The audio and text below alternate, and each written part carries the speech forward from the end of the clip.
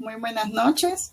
Somos estudiantes de la Maestría de Cuidados Críticos de la Universidad Regional Autónoma de los Andes, UNIANDES, Facultad de Ciencias Médicas. Nuestra docente, la doctora Yanek Acosta. El tema a tratar es un caso clínico de la Unidad de Cuidados Intensivos.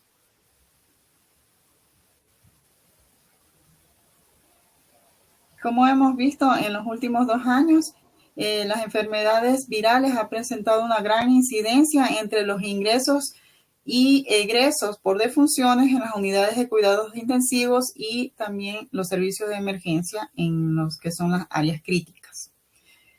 Nosotros hemos venido afrontando durante los últimos 2 años el impacto de una pandemia que ha arrasado a nivel mundial la vida de miles de personas y también ha dejado con muchas patologías de origen respiratorio a las que han acaecido este virus.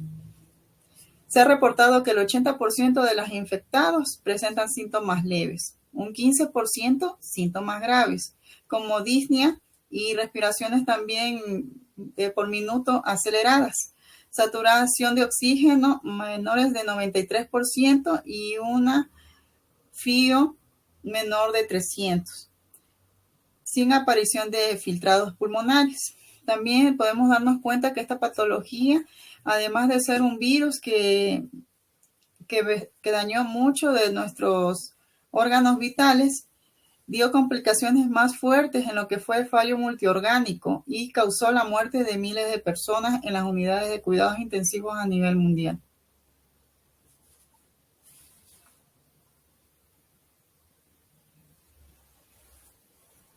Vamos a hacer la presentación de nuestro estudio de caso. Fue un paciente que fue ingresado a la unidad de cuidados intensivos. El nombre de Víctor Antonio Cajamarca. Vamos a ver que este paciente fue un paciente que vino de Loja, de sexo masculino, fue casado, mestizo, y la unidad operativa donde ingresó, el día que ingresó fue el día 28/01 del 2022.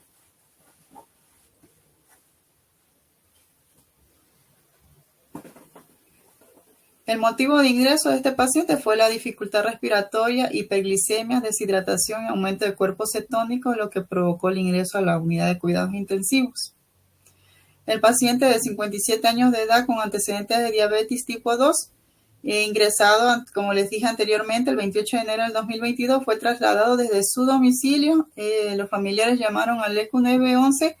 Entonces, el personal paramédico, mediante el examen físico que le realizó al paciente, notó que este paciente estaba con hipertermia, estaba también con una muestra de COVID, SARS-CoV-2 por hisopado positivo, y también presentó una gran inestabilidad hemodinámica, llevándolo a la desorientación, siendo trasladado de emergencia a la unidad de cuidados intensivos del hospital directamente.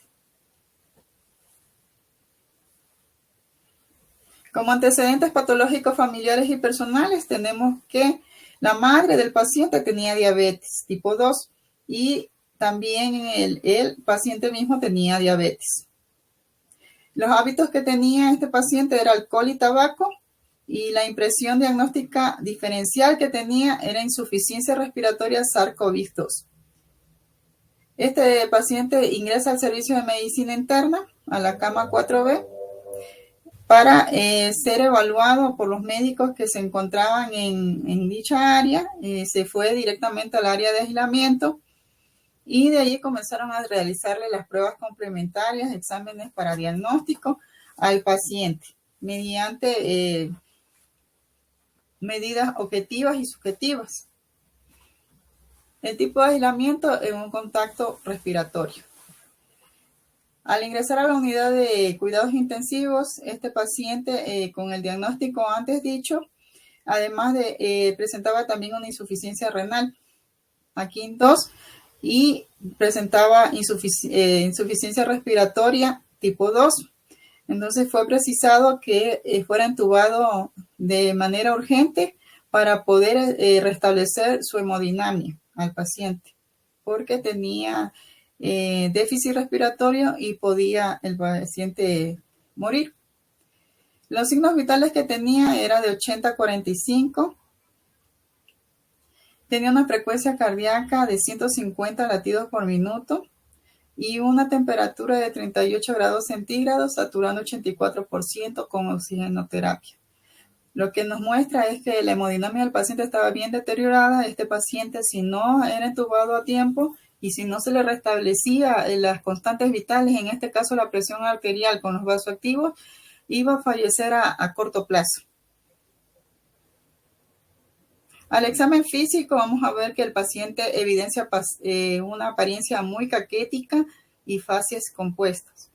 En lo neurológico, el paciente desorientado en tiempo y espacio con un Glasgow de 7 y 15 y hemodinámicamente el paciente inestable con tendencia a la hipotensión, hipertermia, taquicardia y desaturando.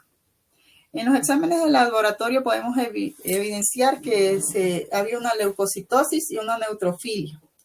Linfopenia, elevación de refractantes de la base aguda y elevación de azoados, catalogándose como una injuria renal aguda grado 2. Lo que era la ferritina y el dímero D estaban por encima de los valores diferenciales y la proteína reactiva o el PCR estaba en 25.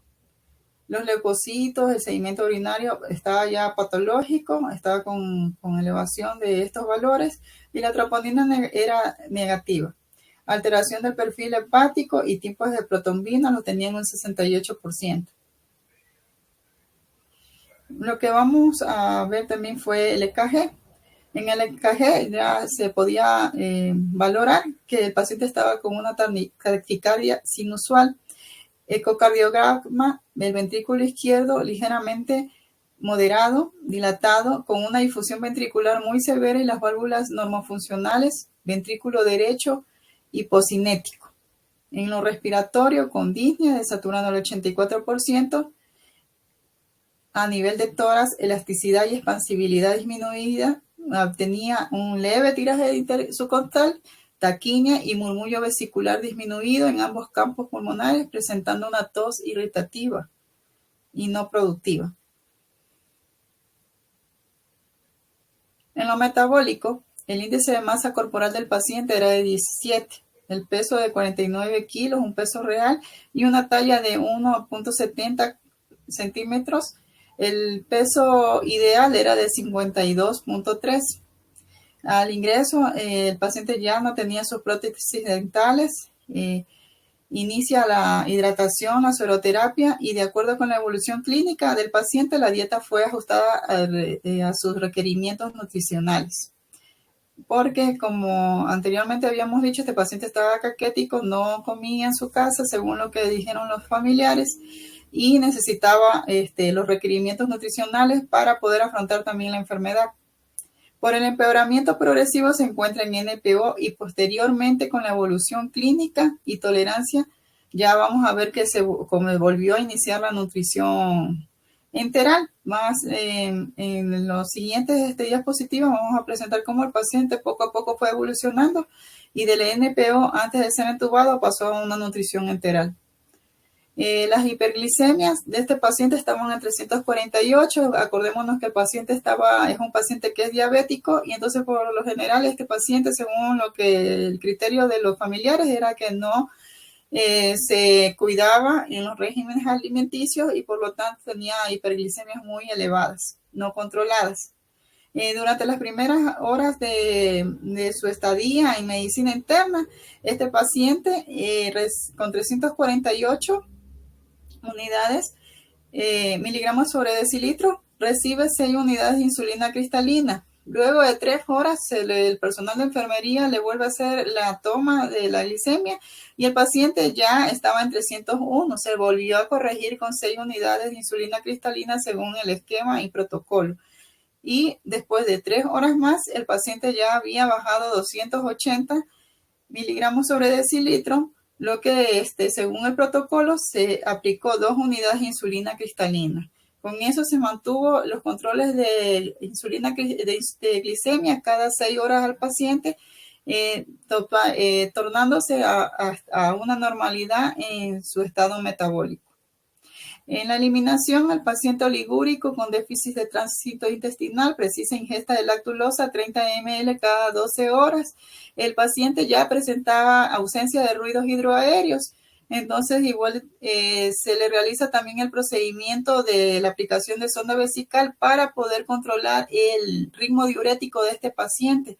Acordémonos que el paciente comenzaba ya a presentar signos de insuficiencia renal. Entonces, es muy importante que el personal de enfermería en estos casos haga su balance hidroelectrolítico con las cantidades de orina cada hora y cada 6 horas, controlando el gasto urinario para poder intervenir y dar aviso a los médicos nefrólogos. Ya, una vez que el paciente se le comenzó a controlar la diuresis, nos damos cuenta que este paciente comenzó a hacer oligurias. Entonces, hubo momentos en que el paciente cada dos horas se le controlaba la diuresis y comenzó a bajar a 50. Hubo horas que ya el paciente estaba totalmente anúrico, realizando un gasto urinario de 0.1 ml por el turno que fue en la mañana. Ya. Inicialmente aparece el estreñimiento, como les dijimos anteriormente, pero este estreñimiento se debió a la inmovilidad del paciente encamado. Y se coloca también una sonda nasogástrica tras intubación del paciente con abundante débito bilioso las primeras horas que se aplicó esto y que el paciente le intubaron. Se retrasa el inicio de nutrición enteral por esta situación. La movilización y postura, el paciente dependiente de cuidados por encontrarse bajo efectos de pseudonalgesia y movilidad limitada durante todo este proceso debido a la implantación de distintos dispositivos. Mantiene una postura en decúbito subquipino y semifolia. Más tarde, el paciente ya comienza en posición de pronación, según lo que vamos viendo en el estudio de caso para la mejoría de su fase respiratoria. La escala de Morse del paciente estaba en 50, entonces era un paciente que tenía un moderado riesgo de caídas. Como personal de enfermería, el personal del turno dio las medidas terapéuticas y las medidas también de prevención de acuerdo al riesgo del paciente. Barandales siempre elevados con una buena iluminación de la sala. El personal de enfermería y el personal administrativo también tenían mucho cuidado con este paciente al realizar las movilizaciones para los exámenes diagnósticos. ¿Ya? El paciente igual de todas maneras tenía también un mediano riesgo de producirse una caída porque estaba también con sedantes. En las otras diapositivas vamos a explicar acerca de la sedación que mantuvo este paciente. Hasta el momento del trasplante y el coma inducido que el paciente tenía, el RAS estaba en -5 y el BPS estaba en 3, entonces estaba totalmente acoplado a su ventilación mecánica sin evidencia de desorientación tempoespacial. Vestirse y desvestirse del paciente. Autónomo durante su ingreso en la UCI, dependencia absoluta. Dependía absolutamente del personal de enfermería para poder cubrirlo y poder movilizarlo. La temperatura corporal del paciente estaba hipertérmico al principio. Posteriormente, mediante las terapias del paciente en prescripciones médicas que se le dio antipirético cada 6 horas IPRN y también se le aplicó medios físicos, con esto cede el paciente y después ya el paciente ya hizo una normotermia.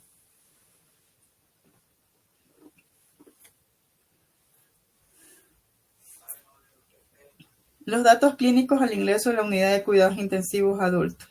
Higiene y estado de la piel del paciente. Independientemente de su higiene y aseo diario, la piel íntegra se encuentra y sin lesiones. Y la coloración de la piel estaba adecuada. Nunca el paciente presentó úlceras por decúbito. El paciente se movilizaba cada 2 horas y se le hacía la lubricación de la piel con las cremas que eran prescritas por el médico. Igual por la dependencia total del paciente, por la inmovilización que tenía bajo los efectos de pseudoanalgesia, era ayudado en su higiene por el personal de enfermería. La escala de Norton estaba en 6, era totalmente dependiente y alto riesgo de tener lesiones en la piel, por lo tanto el personal hizo un plan de cuidados para poder intervenir en esto y que el paciente no se lesionara. La seguridad del paciente. Ya. El paciente con Glasgow de 3T sin alergias conocidas y con patologías previas al ingreso, no valorable por estar en estado comatoso.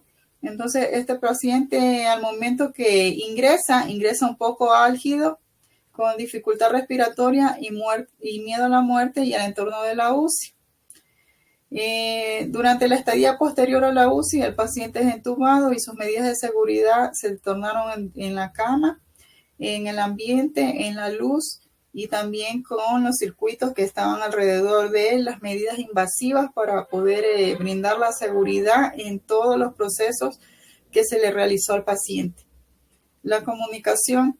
El paciente es deficiente para comunicarse, como le dijimos anteriormente, un paciente que está comatoso. Por el mismo hecho de que está entubado, el paciente no puede comunicarse verbalmente. Tampoco lo hacía por medio de señas ni nada, porque estaba con un CDACI 10 y un RAS de -5. El paciente totalmente incomunicado.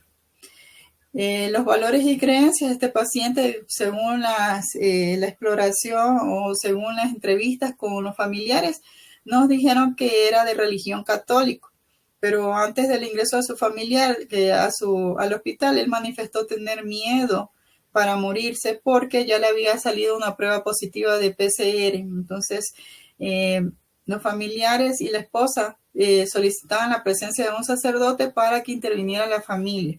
Lamentablemente, estos pacientes que están con SARS-CoV-2 no puede ingresar ninguna persona por las medidas de aislamiento. Sin embargo, lo que fueron las sesiones religiosas se las dio fuera del ambiente de la UCI, más bien fue en la sala de espera.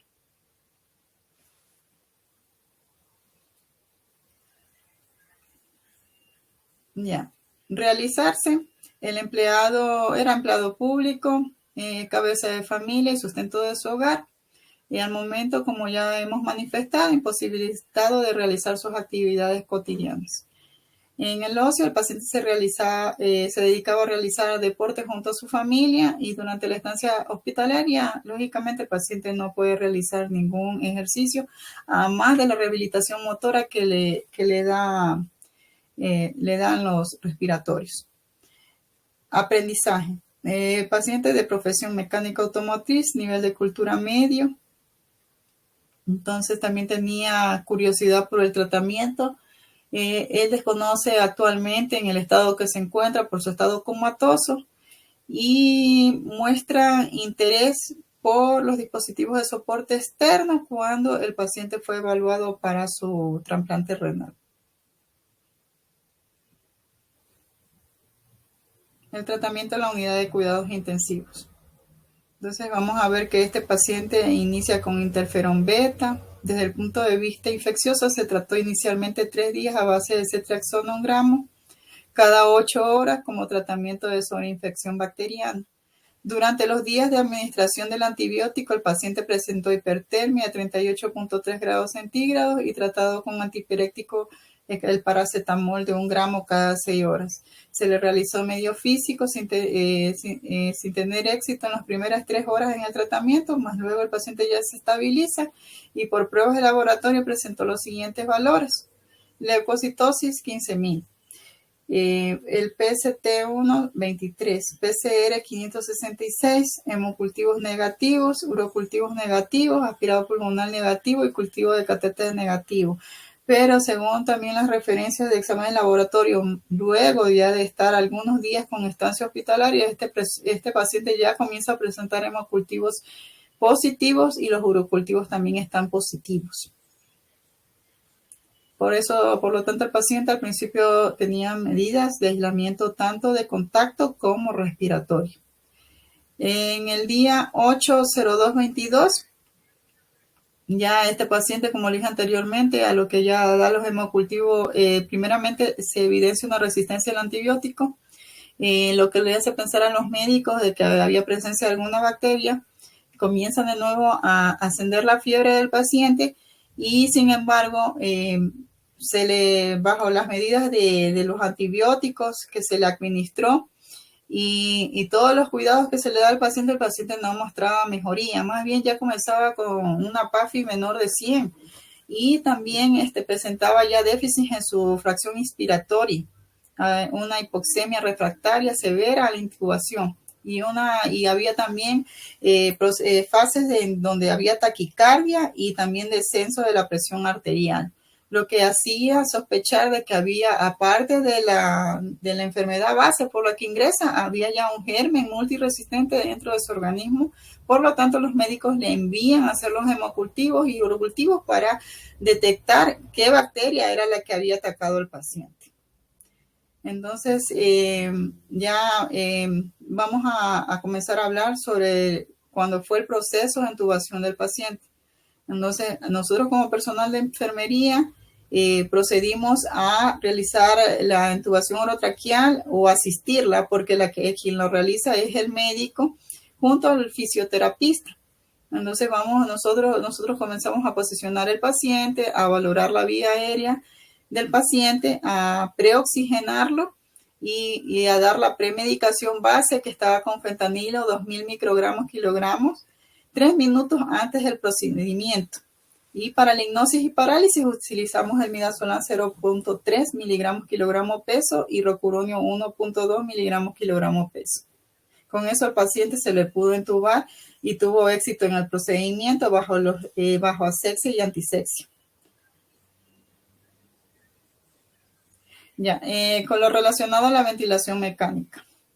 En el día 5/02 de 2022, este paciente se le realiza la ventilación mecánica con un modo de presión control, una presión pico de 23, un volumen tidal de 368, un volumen por minuto de 7.4, una PIC de 8, una FIO de 60%, una rampa de 70, una relación inspiración-expiración de 1.2 y resistencias de 25.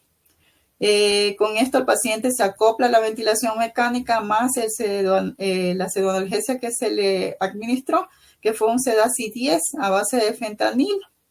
Ya nosotros ya sabemos la preparación de este medicamento, pues la vamos a preparar en 80 ml de solución salina más 2000 microgramos de fentanilo. Le vamos a pasar a 22 ml hora. El midazolam, asimismo, 100 miligramos en 80 ml de solución salina, se le pasó a 18 ml hora. Y rocuronio, 150 miligramos en 85 ml hora, este de aquí pasó a 14 ml hora. El paciente con esta sedación y también con estos parámetros ventilatorios acoplado totalmente. El paciente no hizo resistencias, no comenzó a pelear, como decimos nosotros en la terapia, con el ventilador, más bien se acopló y comenzó a restaurarse su patrón respiratorio. Además de esto, seguido a lo que se le entubó y seguido a lo que el paciente se le puso el sedante, comenzó a hacer también hipotensiones. Anteriormente, como le dijimos en el estudio de caso, este paciente ya estaba hipotenso, pero aquí ya se vino a administrar la noradrenalina, en donde ya se le pasó a 10 ml hora, con el paciente se recuperó y comenzó a hacer unas presiones arteriales de 110/65 con unas medidas de 75.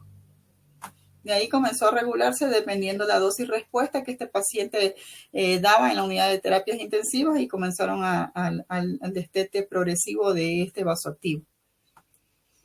El día 08/02 del 2022, ya este paciente comienza a desaturar ese día, comienza a bajar, a hacer unas FIOs muy bajas, saturaciones de oxígeno que ya llegaban a los 86 y el doctor preocupado porque el paciente se comenzaba a deteriorar más en su patrón respiratorio, proceden a la pronación.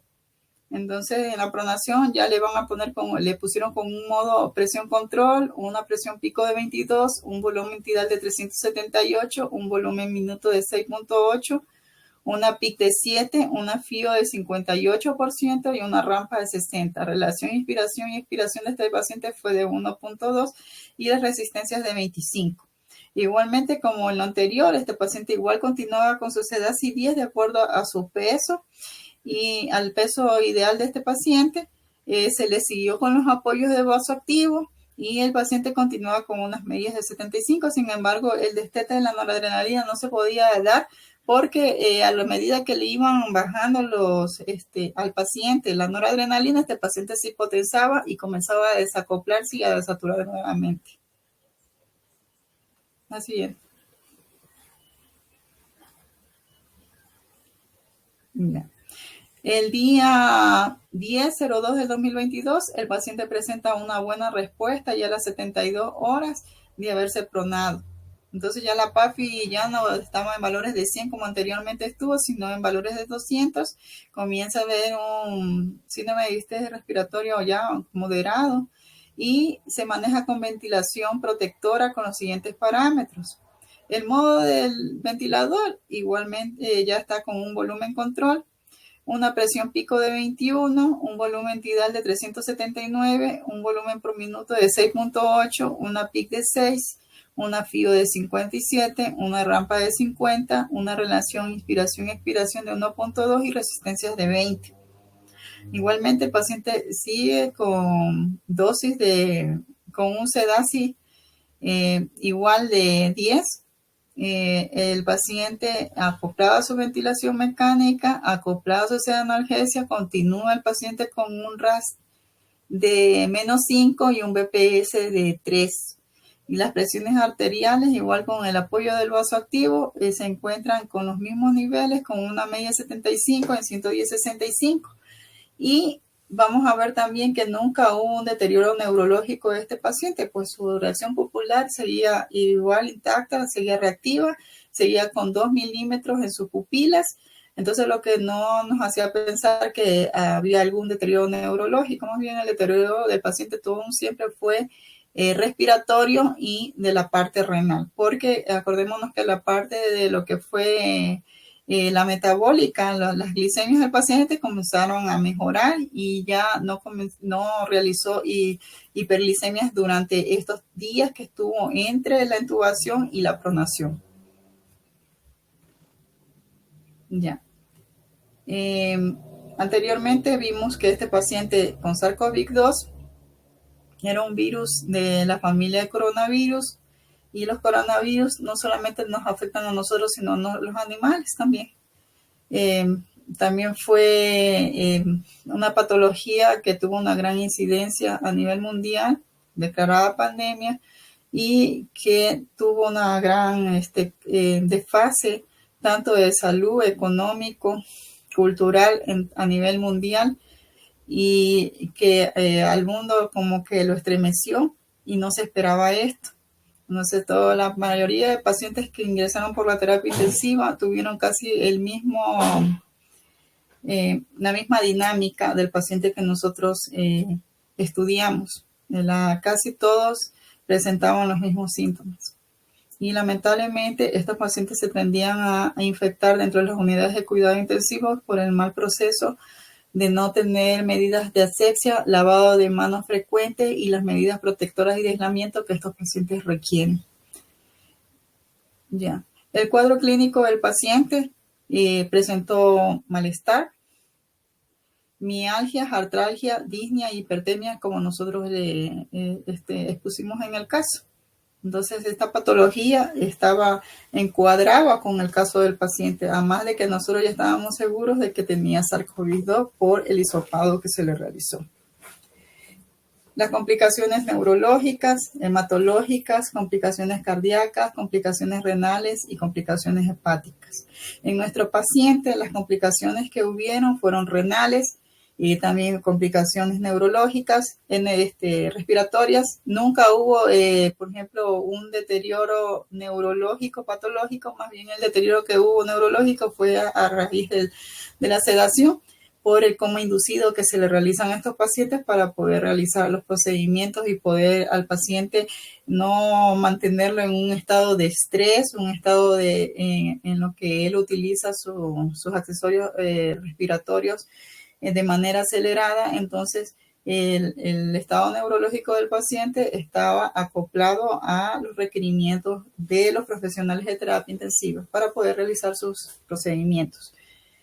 Ya, el tratamiento que se le realiza a estos pacientes en general de COVID es el aislamiento estricto. Eso pasó en nuestro paciente. El paciente fue aislado en una sala, en un cuarto donde solamente estaba él y no tenía restricción de visitas. No, absolutamente nadie podía pasar a esa sala a más del personal de salud.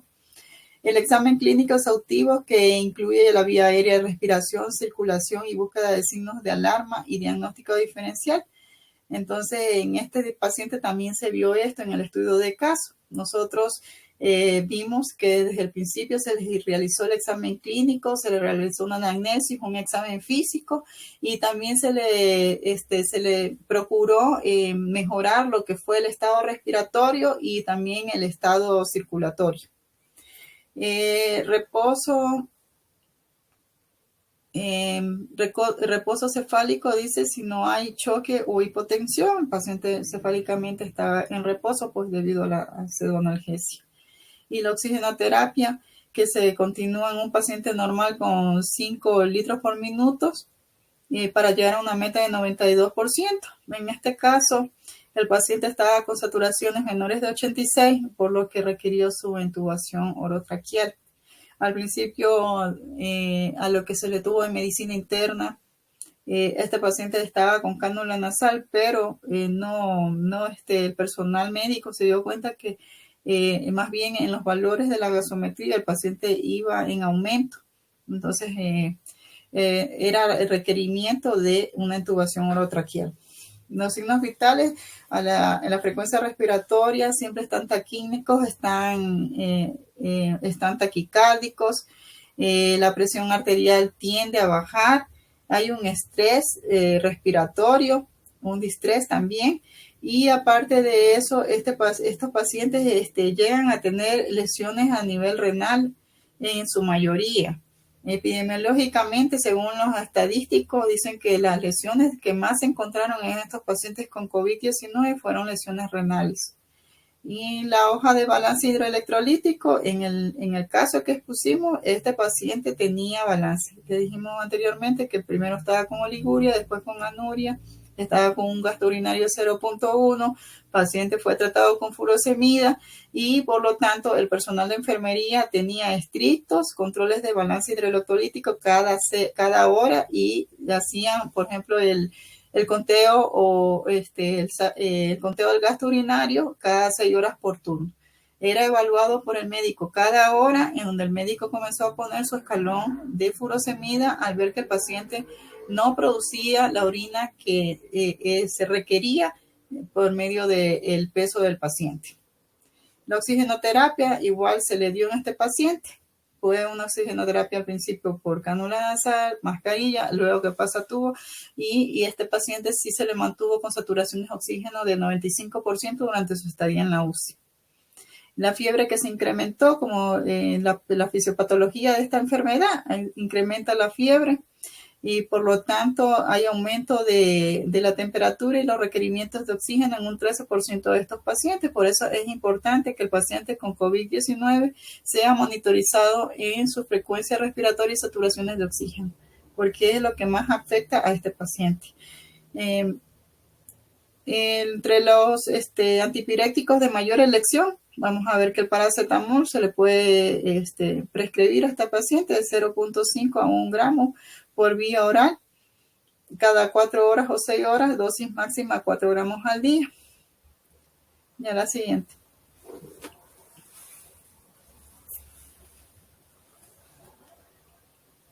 Bien. Las pruebas diagnósticas que se le realizó al paciente fueron el hisopado que se le realizó.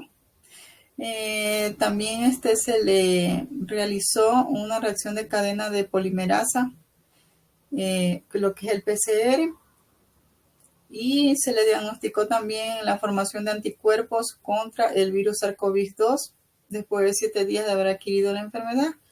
Y la prueba está indicada por medio de ELISA o inmunocromatografía. Son las pruebas que se dan para estos pacientes y dan un 99% de efectividad. La detención del IgA, IgM, IgG y anticuerpos totales también se realiza en este tipo de pacientes. Estos detectan en plasma o en suero los pacientes que ya están confirmados por COVID-19 y la creación de anticuerpos. También se analizó las pruebas de conversión dinámica en los resultados de RT y PCR negativo o positivo y un ataque de tórax también que se le realizan a este tipo de pacientes. Entonces nosotros, como podemos ver en nuestro paciente tan estudiado, se le realizó también este tipo de estudios y el ataque de tórax que daba positivo a COVID-19.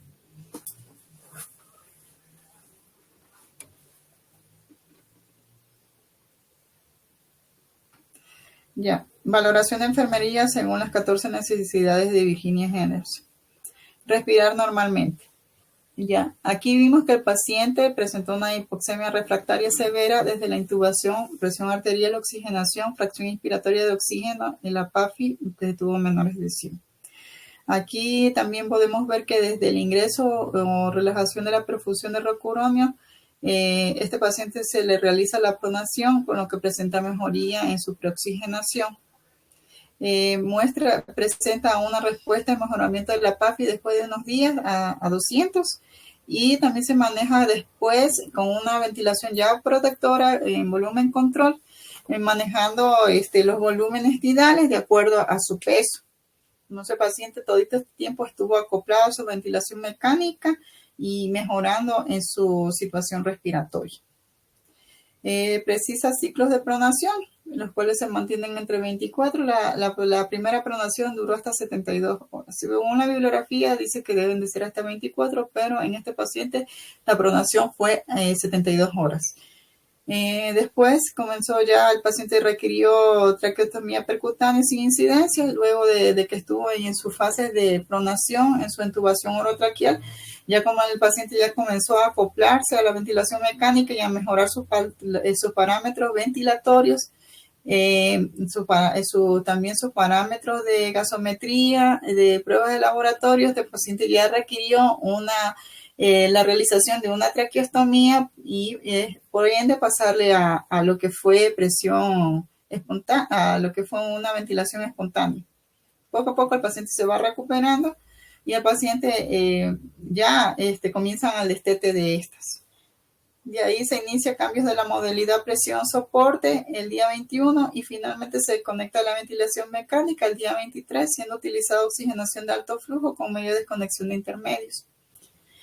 En comer y beber adecuadamente, el paciente con hiperglicemias que fueron controladas, deshidratados fueron sustituidos con los requerimientos hidroelectrolíticos por vía intravenosa, y de ahí la fluidoterapia utilizada al ingreso se realizó expansión volumétrica de cristaloides por presentar el fracaso renal que tenía. Elimina por todas las vías corporales. Este paciente con el fracaso renal agudo que tenía, la oliguria se presentaba en casi todas las guardias. El paciente era controlado con furosemida, pero igual sí se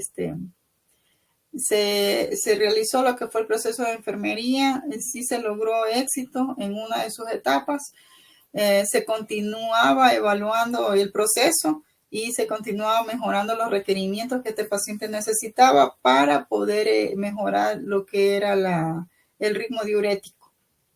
Tras la normalización posterior al ritmo diurético, ya comenzó un manejo de volúmenes de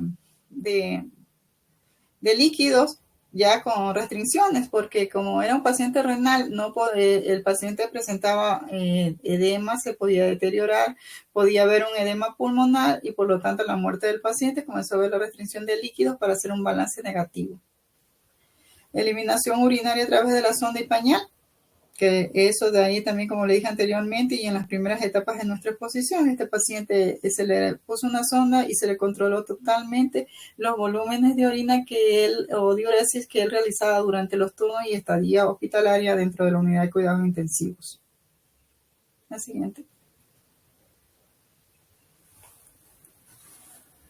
Moverse y mantenerse en posturas adecuadas. Este paciente con una limitación de cúbito prono, sedestación, tenía entre los riesgo de deterioro de la integridad fisular, riesgo de lesión ocular y riesgo de tromboembolismo. El dormir y descansar, el paciente con pseudoanalgesia conectado a ventilación mecánica descansa normalmente.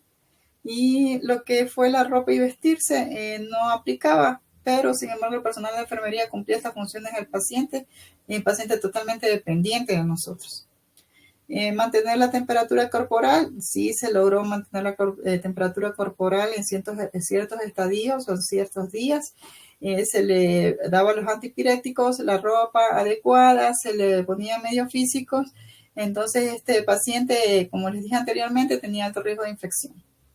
Dependencia total de nosotros en lo que era el manejo de la higiene corporal y integridad cutánea, y también había una vigilancia continua para evitar los riesgos ambientales y lesionar al paciente otras personas que acudían a sus cuidados, que era personal sanitario.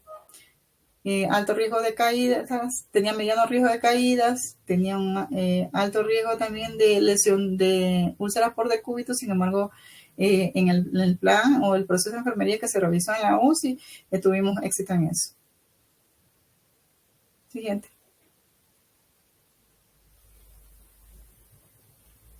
Comunicarse con los demás expresando emociones y necesidades, temores u opiniones. El paciente no se podía comunicar lógicamente, la comunicación que tenía el personal de la UCI era solamente con los familiares. Otras maneras de no comunicar, sino poder saber los datos del paciente, era por medio de la historia clínica. Vivir de acuerdo con sus propias creencias, sí, el personal de la UCI aceptó de manera muy cordial la intervención de su sacerdote. Se respetó las creencias del paciente, aunque no de forma directa. De ahí el paciente en actividades recreativas tampoco podía realizarlos y aprendió a descubrir y satisfacer lo que conocía del desarrollo normal, a usar recursos disponibles. El paciente totalmente calmado, dependiente del personal médico. La siguiente. Bueno, a continuación, mi compañero Paul va a exponer sobre el PAE y neumonía asociadas a la ventilación mecánica y los otros PAEs que se tuvieron que utilizar durante el proceso de ingreso o estadía hospitalaria dentro de la unidad de cuidados intensivos.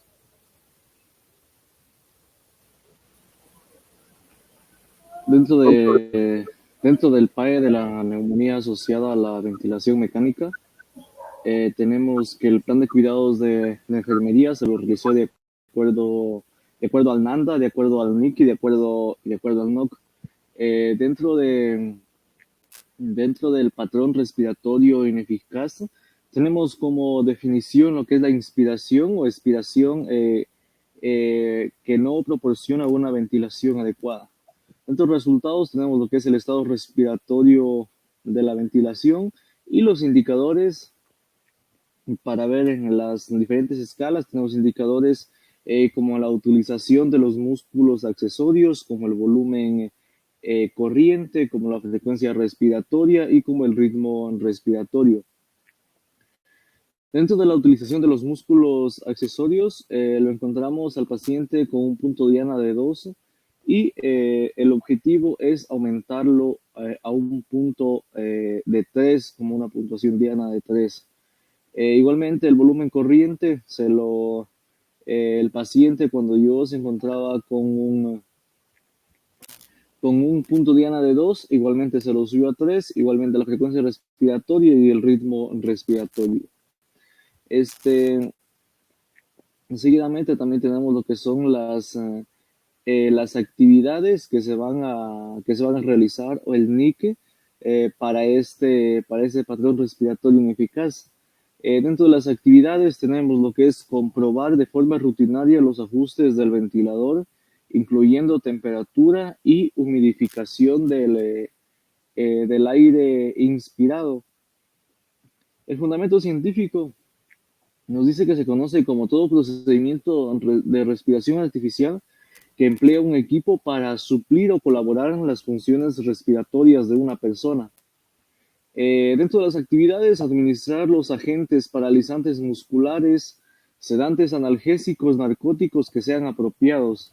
Y el fundamento científico de esta actividad de los sedantes es que este estado de conciencia del paciente o este coma inducido va a permitir tolerar al paciente lo que es el dolor de los procedimientos y manteniendo lo que es la forma adecuada de la función cardiorrespiratoria y la capacidad de la respuesta a los estímulos verbales o táctiles. Entonces, cuando mantenemos un paciente sedado, un paciente que es con SDRA o con COVID-19, se le va a iniciar también lo que es la miorelajación con el rocuronio.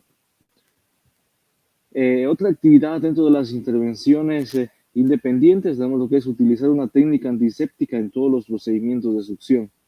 El fundamento científico para esta actividad tenemos que constituye un conjunto de procedimientos y actividades que se realizan con el fin de disminuir al mínimo la posibilidad de contaminación microbiana durante la atención a los pacientes. Debemos utilizar las diferentes medidas de protección, los EPP, los equipos de protección personal, guantes, dependiendo del lugar donde estemos. Si tenemos un paciente intubado con una zona de succión cerrada, mucho mejor podemos aspirar con guantes no estériles, con guantes de manejo, pero si tenemos un paciente y no tenemos una zona de succión cerrada, tenemos que utilizar las medidas de asepsia y antisepsia, utilizar guantes estériles y mantener lo que es todo estériles para mantener lo que es las infecciones por diferentes bacterias. Otra actividad independiente es en vigilar las lecturas de presión del ventilador y la sincronía del paciente con el ventilador. Estar pendientes de las curvas del ventilador, pendientes de los números, pendientes del volumen inspiratorio, del volumen expiratorio, ver si es que no existen fugas. Dentro del fundamento científico de valorar las lecturas de presión, tenemos que constituye un conjunto, tenemos lo que es que este conjunto de procedimientos, este conjunto de curvas y números que se presenta en la pantalla del ventilador, podemos ver la interacción del paciente ventilador, si es que es sincrónica, si es que el ventilador mecánico es sensible al esfuerzo del paciente, o el flujo del gas generado es suficiente para cubrir las demandas de la inspiración mecánica que actúa en la fase de la inspiración neural. También tenemos otra actividad dentro de las independientes, que es observar si se producen efectos adversos a la ventilación mecánica, como puede ser un bolotrauma, puede ser un barotrauma, puede ser una distensión gástrica. El fundamento científico de eso es que las complicaciones asociadas a la ventilación mecánica y su incidencia global se reporta lo que es del 7 al 40%. Si nosotros estamos pendientes y el paciente empieza a pelear con el ventilador, el paciente no está totalmente relajado. Si tenemos un paciente a presión control, esto va a empezar a producir lo que es barotraumas y por ende vamos a dañar el pulmón del paciente. La monitorización y la cantidad y las características de las secreciones es otra actividad independiente de enfermería que debemos estar pendientes en cada aspiración, ver la consistencia, ver las características que tienen estas secreciones, ver si es que el paciente se llena de secreciones súper rápido, si tarda, si son densas, si son menos densas, ver todas las características observables que se puede ver en estas secreciones. Dentro de las intervenciones dependientes tenemos lo que son la fisioterapia torácica cuando corresponde. El fundamento científico que es la fisioterapia torácica se realiza para ayudar a movilizar la mucosidad de los pulmones y mantenerlos sin mucosidad. Esto va a ayudar a disminuir y prevenir infecciones pulmonares. También tenemos otra actividad que es documentar las respuestas del paciente al ventilador, movimientos, auscultación de tórax, radiografía y gasometría arterial. El propósito de la ventilación mecánica y del paciente es mejorar el intercambio de oxígeno y dióxido de carbono entre la sangre del paciente y el aire de sus pulmones. Es necesario estar pendientes y estar anotando lo que es la evolución del paciente. Digamos, puede ser independientemente del paciente, cada hora, cada 2 horas, anotar, mantener un informe diario de las gasometrías, cómo va mejorando, cómo va bajando lo que es las PAFIs, etc.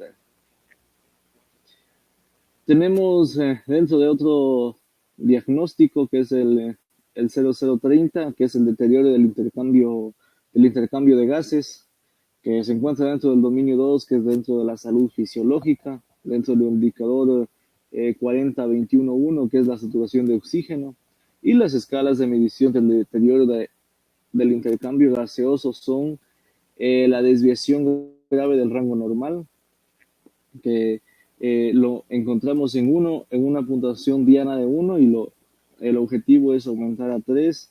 Igualmente la desviación sustancial del rango normal. Tenemos otra escala que es la desviación leve del rango normal y lo que es sin desviación del rango normal. La definición del deterioro del intercambio gaseoso es el exceso o déficit en la oxigenación o eliminación del dióxido de carbono en la membrana alveocapilar. Se encuentra dentro de la clase E, que es cardiopulmonar, y dentro del indicador que son los hallazgos en la radiografía de tórax. Igualmente, las escalas de medición para los hallazgos de la radiografía de tórax es la desviación grave del rango normal, que se encontraba en 1, y el objetivo es aumentar a 3. La desviación sustancial del rango normal, la desviación moderada del rango normal y la desviación leve del rango normal y sin desviación del rango normal. Se lo encontró en 1, que es la desviación grave, y el objetivo es subirlo a 3, que es la desviación moderada. Dentro de la formulación del diagnóstico, tenemos que, dentro del diagnóstico del intercambio de gases, la formulación se lo formula como deterioro del intercambio de gases, que se relaciona con el desequilibrio de ventilación-perfusión y se manifiesta por la hipoxemia. El código es el estado respiratorio del intercambio gaseoso y los indicadores es el equilibrio entre ventilación-perfusión. Dentro de la puntuación diana se lo encontró en 1, que es la desviación grave del rango normal, y se lo pretende subir a 3, que es una desviación moderada del rango normal. Las actividades que se van a realizar para el deterioro del intercambio de gases, tenemos las independientes y las dependientes. Dentro de las independientes tenemos una actividad que es vigilar la frecuencia, ritmo y profundidad del esfuerzo de las respiraciones.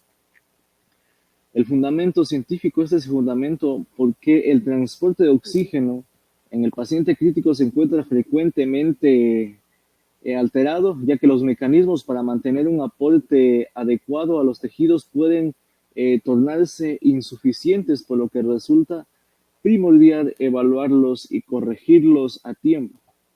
Dentro de otra actividad tenemos evaluar el movimiento torácico, observando la simetría, la utilización de los músculos accesorios y las retracciones de músculos intercostales supraclaviculares. Este fundamento científico para esta actividad es para identificar la efectividad del tratamiento terapéutico y las complicaciones que impliquen la necesidad de realizar un procedimiento invasivo. Si vemos que un paciente tiene un movimiento torácico, tiene tiraje intercostal, tiene aumento de la frecuencia respiratoria 30, 40, no puede mantenerse en decúbito supino por mucho tiempo, quiere mantenerse en posición semiflower, etc. Entonces, con esta actividad tenemos que estar pendientes de evaluar estos movimientos torácicos. Observar si se producen respiraciones ruidosas como estridor o ronquidos. Estos son ruidos que se producen cuando el aire queda obstruido o el flujo del aire se vuelve áspero a través de las grandes vías respiratorias. Puede ser antes de intubar al paciente o también después de intubar al paciente. Pongamos que el tubo está al salirse, el tubo está el paciente está al desintubarse o, o está deshinchado el bank del tubo. También tenemos lo que es monitorizar los patrones de respiración, ver si es que está con bradipnia, si está con taquipnia, está con hiperventilación, está con respiraciones de Kussmaul, con respiraciones de Cheyne-Stokes, con la respiración apneústica, con la respiración de Biot o con patrones atáxicos. Estos patrones respiratorios pueden ayudar a localizar la zona de la lesión e incluso sospechar de la etiología de la enfermedad. Esto se utiliza un poco más en pacientes neurológicos, incluso con la respiración podemos ver el lugar de la lesión, pero igual esto tenemos que estar pendientes en cualquier paciente que está intubado. Aplicar sensores de oxígeno continuos no invasivos, dispositivos en el dedo, la nariz o en la frente, con sistemas de alarma apropiados en pacientes de riesgo. Tener este dispositivo lo que se sirve para medir a través de la luz el nivel de oxígeno de la sangre sin tener que extraer una muestra de sangre. Estamos hablando específicamente de los oxímetros de pulso y también estar pendientes de los monitores. Si tenemos un paciente que es niño o es adulto, modificar lo que es las alarmas. Y dentro de las intervenciones dependientes tenemos instaurar tratamientos de terapia respiratoria, por ejemplo, lo que son las nebulizaciones cuando sea necesario. Esto va a ser para mejorar y facilitar la expulsión de secreciones bronquiales. Siempre debemos tener lo que es un ventilador ya equipado para realizar las nebulizaciones, o también cuando tenemos ya un paciente con SDRA o con COVID-19, debemos tener listo para cualquier emergencia que se necesite lo que es nebulizar al paciente cuando se haga un espasmo, etc. Tenemos que realizar percusión en las zonas anterior y posterior del tórax, desde los vértices hasta las bases de forma bilateral. Esto se realiza lo que es para determinar la presencia o ausencia de líquidos en las áreas del cuerpo. Esto es una intervención interdependiente, pero lo puede hacer lo que es el enfermero, lo puede hacer el médico tratante o también los médicos residentes.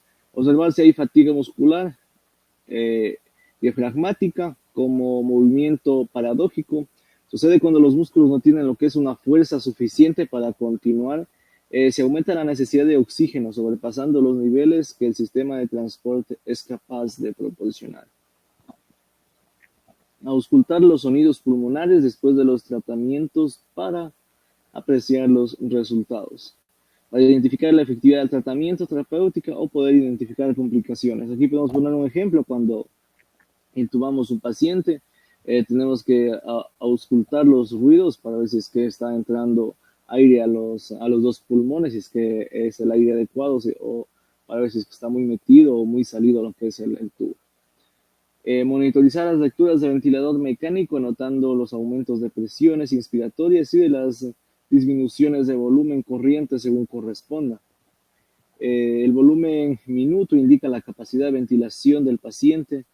Este puede disminuir por cansancio, por somnolencia, por volumen corriente escaso.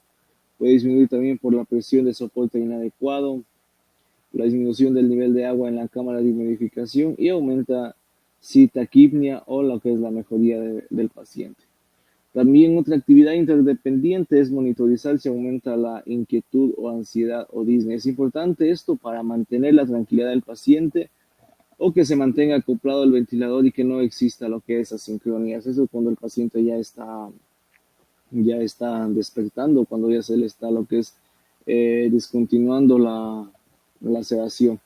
Observar los cambios de saturación en los valores de gasometría, arterial según corresponde. Esto es para identificar la capacidad de los pulmones para proporcionar oxígeno. La necesidad de gasometría viene indicada en el proceso clínico para pacientes de 1 a 2 horas tras el inicio de la ventilación mecánica no invasiva, cuando se inicia lo que es con un tratamiento a un paciente por SDA o COVID-19, en los primeros 30 minutos para ver cómo, si es que va tolerando, si es que el paciente va a necesitar lo que es la intubación. Pues posteriormente, cada 4 a 6 horas. Es necesario esperar 15 a 20 minutos después de modificar los parámetros del ventilador o de realizar aspiración de secreciones para que se produzca un equilibrio y el resultado de la gasometría sea el reflejo de una nueva situación. No debemos aspirar en ese lapso de 20 minutos antes de sacar la gasometría, porque cuando nosotros aspiramos el paciente va a desaturar, y si es que es un paciente bastante crítico, incluso se va a descompensar. Entonces debemos mantener, aspirar secreciones, esperar un tiempo para que el paciente se compense y poder lo que es realizar y obtener una gasometría que sea real. Monitorizar la presencia y crepitación si es el caso. Escuchar lo que es las crepitaciones pulmonares, es el sonido que se escucha en los pulmones, y esta va a ser una característica de una fibrosis. Realizar el seguimiento de los informes radiológicos, este va a ser para evaluar la efectividad del tratamiento y lo que es viendo los avances, cómo va mejorando el pulmón o cómo se va deteriorando.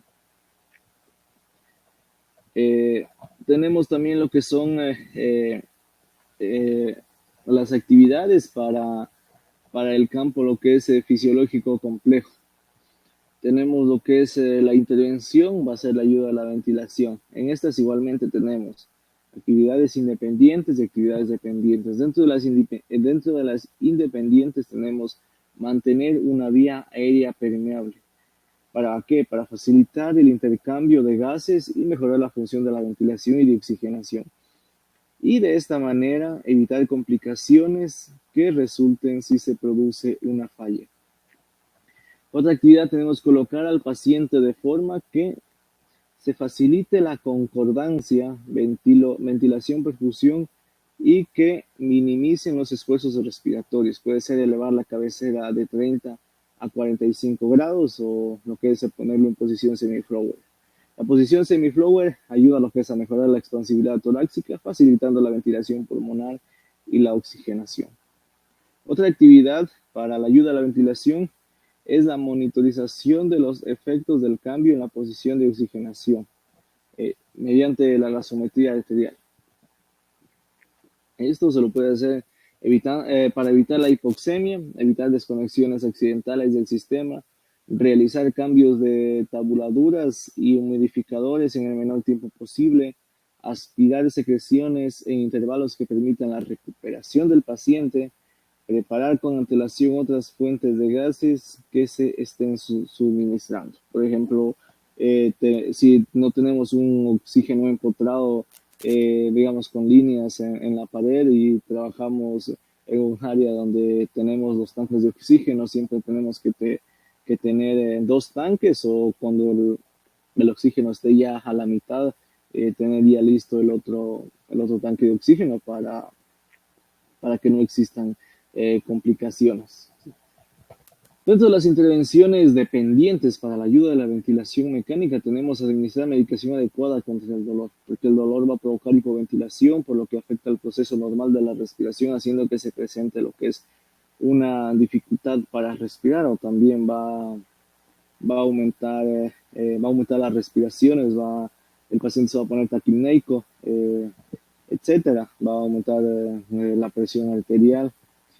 Otra actividad es administrar medicamentos broncodilatadores o inhaladores que favorezcan la permeabilidad de las vías aéreas y el intercambio gaseoso. Este va a ser para mejorar el aire y facilitar la eliminación de secreciones. Tenemos otra intervención que es el manejo de la ventilación mecánica. Igualmente tenemos lo que son intervenciones independientes y intervenciones dependientes. Dentro de una intervención independiente para el manejo de la ventilación mecánica invasiva, tenemos el controlar las contraindicaciones del soporte ventilatorio invasivo, la inestabilidad hemodinámica, la parada cardiorrespiratoria, angina inestable, podemos tener una hipoxemia refractaria, una acidosis respiratoria grave, el nivel de conciencia disminuido, problemas en la fijación de colocación del equipo, secreciones espesas o hemorragia. ¿Cuál es el fundamento científico?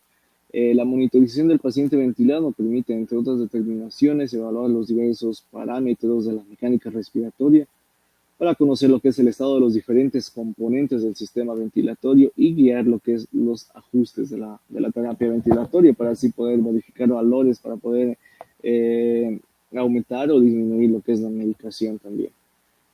Otra intervención es enseñar a la familia la justificación de las reacciones adversas esperadas asociadas al uso de ventiladores y dispositivos mecánicos invasivos.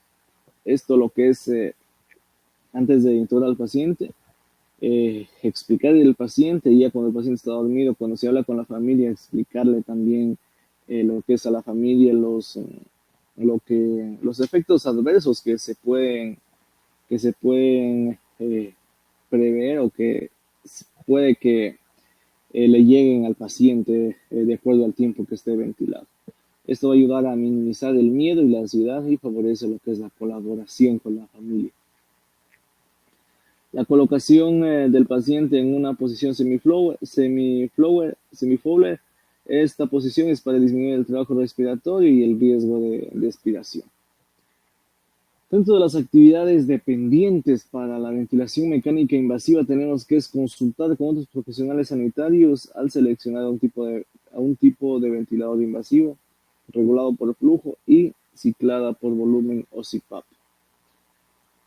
También tenemos otra actividad que es programar visitas por lo menos una vez al día para que el paciente pueda mantener un acercamiento a su familia. Incluso cuando el paciente está con coma inducido, se ha reportado que el paciente no está dormido, está en coma, pero escucha. Inconscientemente el paciente escucha y es un estímulo para mejorar su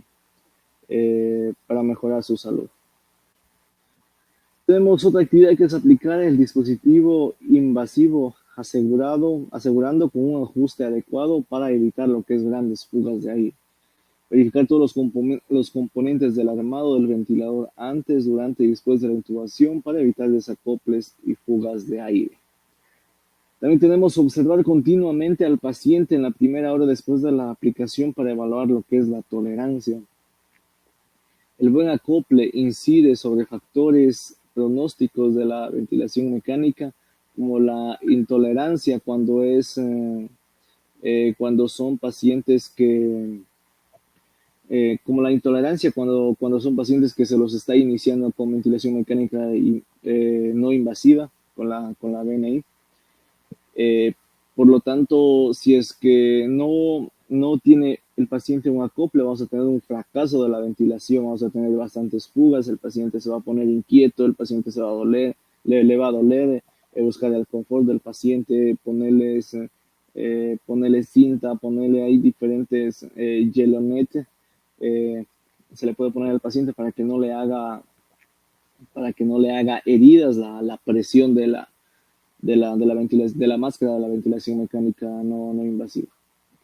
Otra actividad es controlar de forma rutinaria los parámetros del ventilador, incluida la temperatura y la humidificación del aire inspirado. Mantener un control es importante para identificar valores que pueden ser modificados de acuerdo al estado del paciente y controlar periódicamente las conexiones del ventilador. Tenemos otra actividad que es controlar las actividades que aumentan el consumo de oxígeno, que puede ser, tenemos lo que son la fiebre, tenemos la taquipnia o actividades básicas de enfermería que pueden desbordar los ajustes de soporte del ventilador y causar lo que es desaturación. Para evitar la hiperventilación y aumentar el índice de fracaso La ventilación mecánica es evitar movimientos bruscos en el cambio de posición y evitar que el paciente se descompense. Cuando un paciente está bastante lábil al manejo, eh, y más cuando está en ventilación mecánica no invasiva, se debe evitar lo que son los movimientos bruscos para que este no se descompense. Debemos controlar la actividad de la ventilación mecánica sobre el estado fisiológico y hemodinámico del paciente. Mediante la gasometría arterial, se realiza lo que es un control en valores de sangre arterial para identificar la efectividad o fracaso del tratamiento. Como les decía al inicio, a los primeros 30 minutos de que se inicia la ventilación, y después se puede realizar cada 6 horas o cada 12 horas, dependiendo de los protocolos que se manejen en cada unidad de cuidados intensivos. Controlar la sincronía del paciente con el ventilador, así como el murmullo vesicular del paciente. Eso nos va a garantizar el éxito o fracaso de la técnica y el grado de adaptación del paciente. Además, puede influir en el desarrollo de complicaciones como la aparición de lesiones cutáneas, como la irritación ocular, como la claustrofobia, o también lo que son las fugas cuando hablamos de un paciente de ventilación mecánica no invasiva. Realizar fisioterapia torácica según sea apropiado, esto para ayudar a eliminar las secreciones. Proporcionar los cuidados bucales adecuados de rutina para mitigar la sequedad de la hidratación de las mucosas. Recomendable 3 veces al día o 2 veces al día, de acuerdo a los protocolos también que se manejen en cada unidad. Documentar todas las respuestas del paciente del ventilador y observar lo que son los movimientos, auscultaciones, observar los cambios radiológicos, observar las gasometrías también. Esto es una actividad también multidisciplinaria que le compete lo que es la enfermería, que le compete a los médicos. Eso es para ver lo que son los cambios fisiológicos que tienen que ir registrando evolución y para ir cambiando lo que son los diferentes parámetros. Tenemos otro diagnóstico que es el riesgo de aspiración, que también se lo ve dentro de la ventilación mecánica, que también es otro diagnóstico que enfermería tiene que realizar y que tiene que estar pendiente, tiene que estar dentro de los planes de cuidados para pacientes de UCI o para pacientes que están con ventilación mecánica.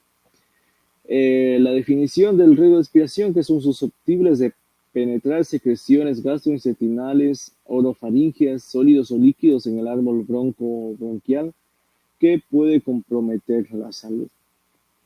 Este está dentro de la clase, que es el control de riesgo y seguridad.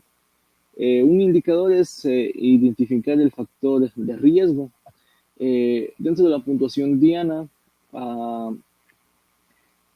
identificar el factor de riesgo y seguridad, el paciente se lo encontró en un nivel 3, que a veces ha demostrado lo que es el riesgo de aspiración, y se va a encontrar después de la intubación en una puntuación Diana de 5, que va a estar siempre en la escala de medición 5, que es siempre demostrado. Por ende, debemos estar pendientes al 100% del paciente para este diagnóstico.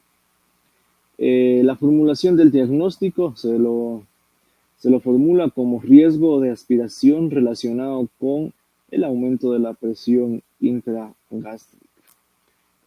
Cuando tenemos un paciente con BNI, porque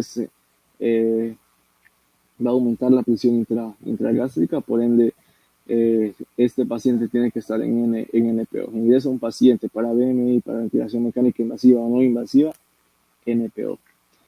El código es prevención de la aspiración, mantener lo que es también la higiene bucal, y también se lo encontró lo que es siempre demostrado, en la escala de emisión Diana siempre demostrado en el número 5, porque el paciente va a estar,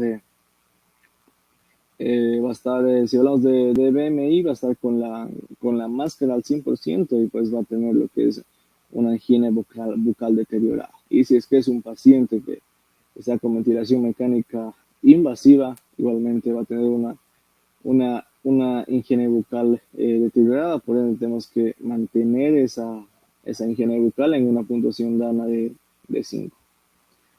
Dentro de las intervenciones para evitar el riesgo de expiración tenemos las independientes y las dependientes. Dentro de las independientes, una actividad es vigilar el reflejo nauseoso o la presencia de vómito, debido a la hermeticidad que debemos conseguir en el circuito para alcanzar las presiones terapéuticas, taponando las salidas anatómicas de la nariz y la boca. Estamos hablando de ventilación no invasiva. O ambas, lo que son con las mascarillas, las expulsiones de vómito se ven dificultadas, por lo que aumenta el riesgo de aspiración bronquial de este. Además, el riesgo de vómito aumenta por la distensión gástrica, por lo que se debe vigilar estrictamente la necesidad de vómito en el paciente de DME. Otra actividad tenemos que es la colocación erguida más de 30 grados, alimentación por sonda nasogástrica a 90 grados o lo más incorporado posible. Para mantener un paciente con ventilación mecánica no invasiva a una posición de 30 grados y para dar de comer, para dar una alimentación enteral, una pasión estrictamente a 90 grados para evitar lo que son las aspiraciones.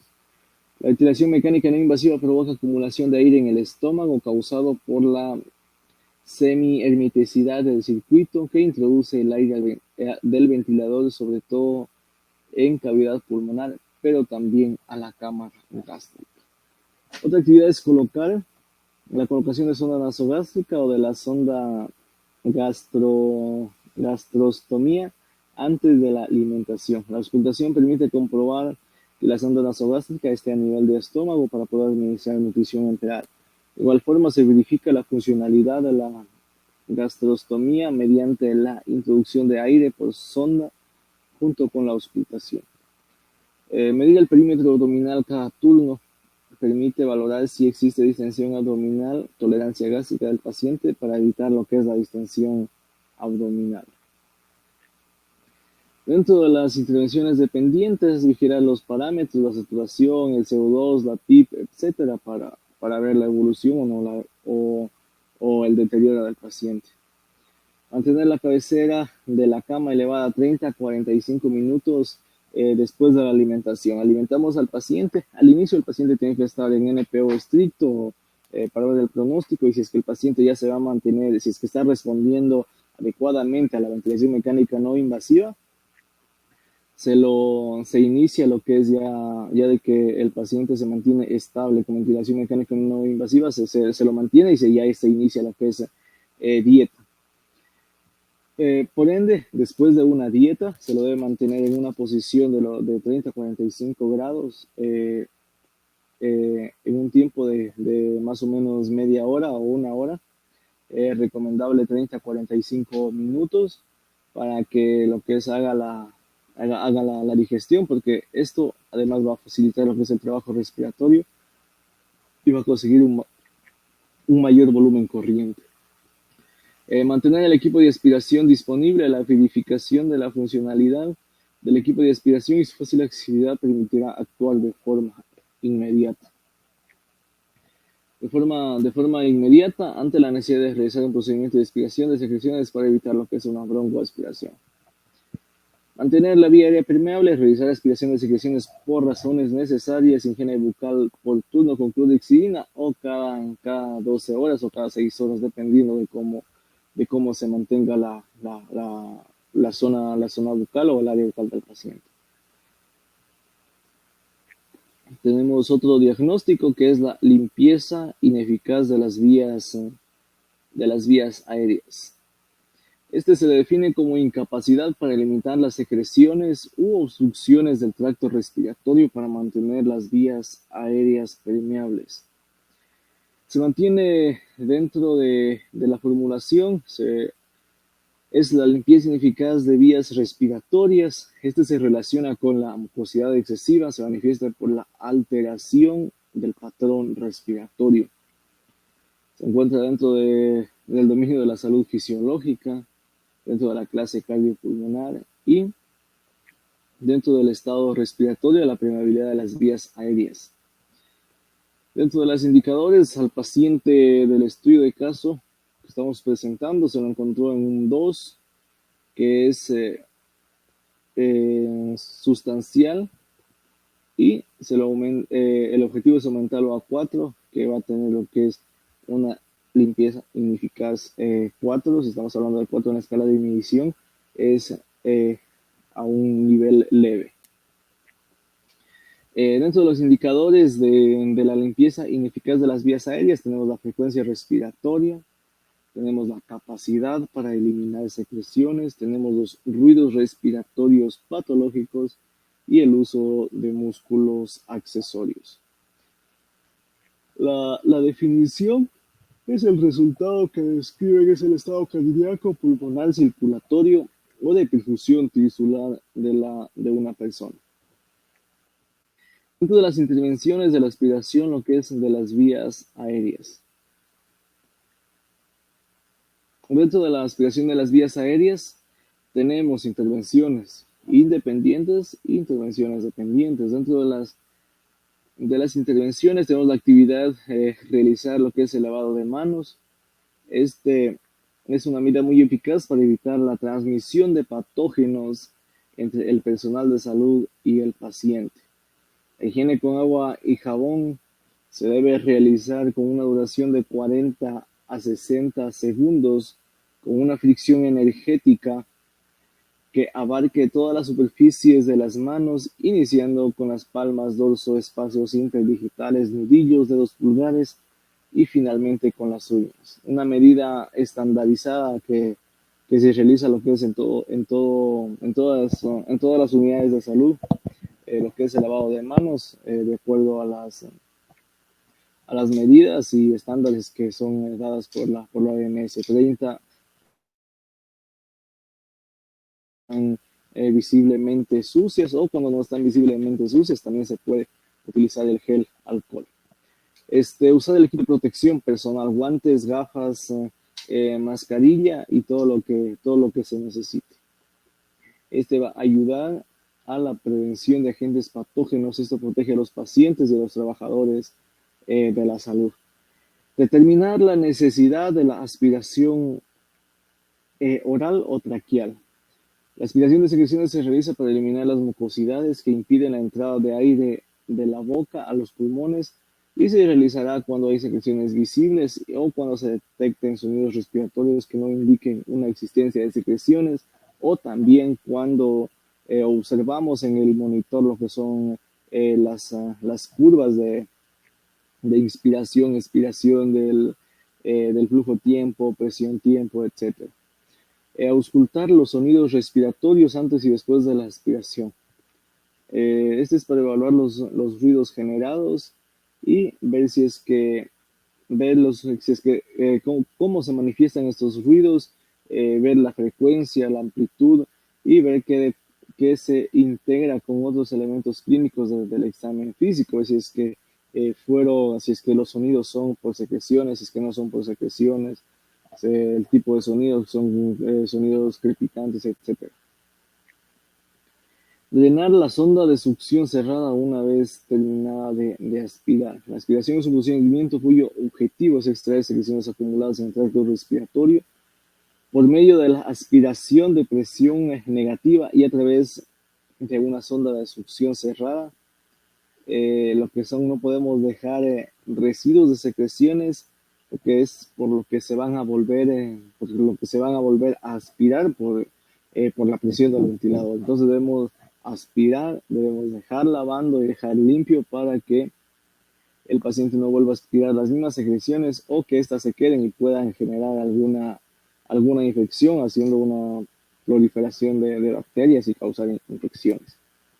Monitorizar el estado de oxigenación del paciente, saturación de oxígeno antes y durante después de la succión, y evitar las secreciones para su cultivo y antibiograma según corresponda, cuando se necesita lo que es hacer un examen de secreción traqueal. Utilizar todas las medidas de bioseguridad y utilizar lo que es medidas de sepsia y antisepsia para no tener falsos positivos. Otro diagnóstico de enfermería tenemos lo que es las precauciones para evitar la aspiración de secreciones. Tenemos el riesgo de aspiración, igualmente el riesgo de aspiración que se relaciona a lo que es alimentación por sonda nasogástrica. La definición es una situación que el individuo corre peligro de que penetren en el tracto traqueobronquial secreciones orofaringeas o gastrointestinales, alimentos sólidos o líquidos debido a una disfunción o una ausencia de los mecanismos normales de protección. Los resultados es evitar el riesgo que penetren en el árbol traqueobronquial las secreciones gastrointestinales, orofaringeas o cualquier tipo de líquido.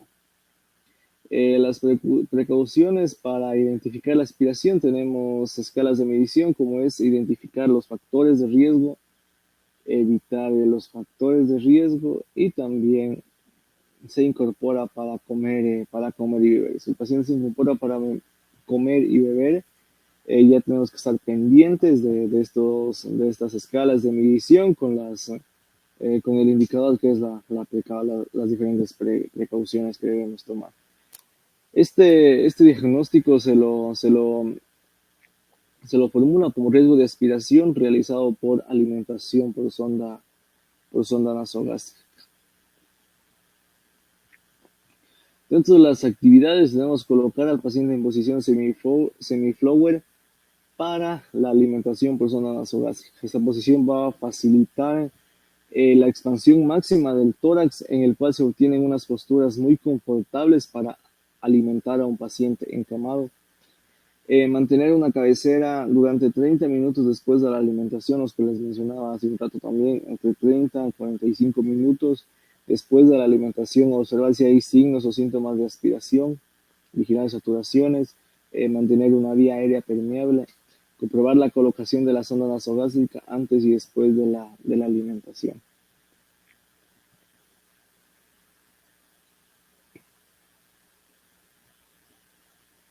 También tenemos lo que son la clasificación de los NOC, que tenemos el riesgo de tromboembolismo venoso, que es otro diagnóstico que se debe tener en cuenta en pacientes dormidos, en pacientes ventilados por la posición que mantienen, porque no tienen actividad física. Por la posición estática, el paciente va a presentar lo que es riesgo de tromboembolismo venoso, que también se lo ha tomado en cuenta como otro diagnóstico dentro de enfermería para el NANDA y también para revisar lo que son las intervenciones. Dentro de la definición de tromboembolismo, tenemos la susceptibilidad al desarrollo de coágulos sanguíneos en una vena profunda, comúnmente el muslo, la pantorrilla o la extremidad superior, que pueden depender y alojarse en otro vaso, lo que puede comprometer la salud. Dentro de los indicadores tenemos la perfusión tisular pulmonar, y dentro de la escala de medición encontramos al paciente en levemente comprometido, cuando el paciente ya está sedado, y se lo aumenta con no comprometido, que es dentro de la escala de medición 2.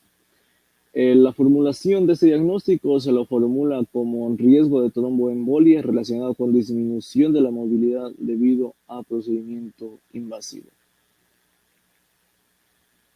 Las actividades que se van a realizar son vigilar signos de alarma. La monitorización del paciente es primordial para la intervención adecuada y oportuna de cualquier cambio existente. Tenemos el cuidado del catéter venoso central y arterial y administrar la medicación intravenosa prescrita. Puede ser también la medicación subcutánea, puede ser de bajo o alto peso molecular como enoxaparina o la heparina. Tener al paciente ventilado y con la vía central para la administración de pseudonalgesia y también los demás fármacos prescritos. El control de ingesta y eliminación, va a ayudar a ver el balance hídrico del paciente, por ende a tomar acciones inmediatas para sus correcciones. Tenemos otro diagnóstico que también se lo toma en cuenta, que es el riesgo de infección. Este se lo define como susceptible a sufrir una invasión y multiplicación de organismos patógenos que pueden comprometer la salud. Este se lo formula como un riesgo de infección relacionado con procedimientos invasivos. Este puede ser ventilación mecánica, puede ser un paciente con sonda nasogástrica, con sonda vesical, un paciente con línea o vía arterial, paciente con vía venosa central, con vía percutánea, etcétera. Cualquier dispositivo invasivo que mantenga el paciente. Dentro de los indicadores de este diagnóstico del riesgo de infección, tenemos lo que es la fiebre, tenemos que son infiltrados en la radiografía de tórax, la colonización en el hemocultivo y también lo que son la disminución de los leucocitos. Las intervenciones que vamos a realizar en el riesgo de infección tenemos independientes e interdependientes igualmente. Si hablamos de las independientes, tenemos que observar los signos y síntomas de la infección sistémica y localizada. Puede ser el ácido base, leucocitosis, cantidad, características y número, lo que es el número de aspiraciones. Una detección acertada lleva consecuentemente a un tratamiento y por tanto frenará en gran medida la morbidez o la morbilidad de los pacientes. La alteración del equilibrio ácido-base de la sangre nos muestra 3 mecanismos de defensa principal: amortiguación, aumento de la ventilación alveolar, aumento de la eliminación de iones de hidrógeno y aumento de la reabsorción de bicarbonato. Otra actividad es observar la vulnerabilidad del paciente a las infecciones, disminución del estado de conciencia, la disminución del reflejo de la tos y también la disminución de la deglución. El fundamento científico de esto es que según la medicina intensivista, el paciente pierde el reflejo de la tos como un mecanismo de defensa fundamental para mantener la vía aérea libre de elementos extraños. Los trastornos que generan una tos ineficaz se traducen en una tendencia a retener secreciones bronquiales y alteraciones. Por ende, debemos estar pendientes de que el paciente, si es que está despierto, tenga el reflejo tusígeno para poder eliminar secreciones. Y si es que el paciente está dormido, si está sedado, si está en coma inducido, estar pendiente de los sonidos y de las secreciones para poder aspirar. Seguir las precauciones propias del paciente con neutropenia, aunque son un paciente neutropénico, cuidar al paciente como si fuera un paciente que no tiene defensas. Un paciente neutropénico debemos tratarlo con todas las medidas de bioseguridad para que el paciente no se infecte. Las actividades de intervenciones dependientes para el riesgo de infección, como una actividad tenemos vigilar el recuento absoluto de granulocitos y el recuento de leucocitos y lo que es la fórmula leucocitaria. ¿Para qué? Para determinar la causa de una alteración en el recuento de leucocitos como ayuda al diagnóstico y monitorización de una enfermedad que afecte al sistema inmunitario, como son las infecciones. Administración de antibiótico-terapia según la prescripción médica. Tenemos la utilización de los antibióticos con sensatez de acuerdo con los reportes de los cultivos. Tenemos otra actividad que es limitar el número de visitas según corresponda. Educación, protección y medidas de asepsia. El tiempo de visita a un paciente infectado tiene que ser de 5 a 10 minutos Un paciente neutropénico igualmente de 5 a 10 minutos con batas, zapatones, con todas las medidas de bioseguridad. Fomentar el aumento de la movilidad y la realización de ejercicios según corresponda. Puede ser el drenaje, puede ser la fisioterapia. Otra actividad es mantener la asepsia para el paciente en riesgo, desinfecciones concurrentes con pacientes en riesgo de infección, según los diferentes protocolos, cada 6 horas, 3 a 4 veces al día se utiliza la desinfección del entorno del paciente con los diferentes líquidos que se utilizan. Otra es administrar un agente de inmunización adecuada, ciertos micronutrientes como vitaminas D y C, que son agentes inmunizadores.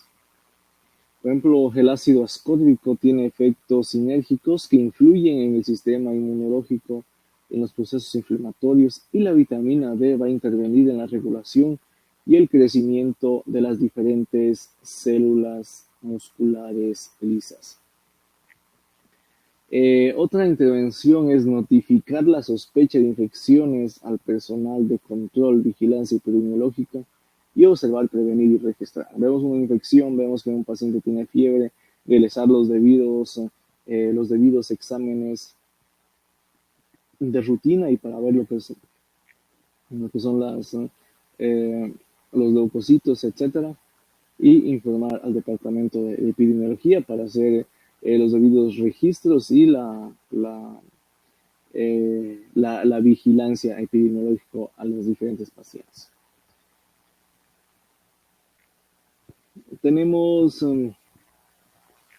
las intervenciones independientes también, que es obtener muestras para cultivo, si es necesario, extracción para muestras de cultivo y realizar el seguimiento de los resultados. Esto va a ayudar a identificar el microorganismo causante y determinar lo que es el mecanismo correcto. Igualmente, utilizar las medidas de bioseguridad para coger un hemocultivo, tiene que ser todo estéril, guantes estériles, gasas estériles, cambiar de aguja con la misma aguja que saca la sangre, cambiar para poner lo que es al frasco del hemocultivo, etc. Mantener la asepsia para que el paciente de riesgo relacionando lo que son las curvas de la ventilación, mantener una ingesta nutricional suficiente para cubrir las necesidades calóricas,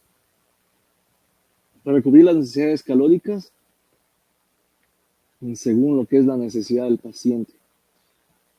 Para lo que es alimentar al paciente ventilado disminuye el estrés catabólico y las infecciones nosocomiales, aportando proteínas y energía. Fomentar la ingesta adecuada de líquidos, registrar en las bitácoras el balance del equilibrio hidroelectrolítico y vigilar características de deshidratación, piel seca, boca seca, control de glicemias y también el control de gasto urinario. El balance hídrico es un accionar básico de enfermería en la UCI. Nos demuestra lo que es el desequilibrio durante cualquier proceso o patología. Este se asocia con mortalidad y tiempo de estancia hospitalaria. Un balance positivo requiere de mayor requerimiento de ventilación mecánica, ya que afecta al sistema cardiovascular y renal del paciente. Fomentar el descanso, cambio de posición y disminuir el ruido y las alarmas, y también lo que es mantener una luz tenue al paciente para lo que es mantener el descanso apropiado y determinar los indicadores en el proceso de destete ventilatorio. El destete con regularidad de forma que precoz ayuda a la disminución de diferentes patologías y también disminuye lo que son efectos negativos.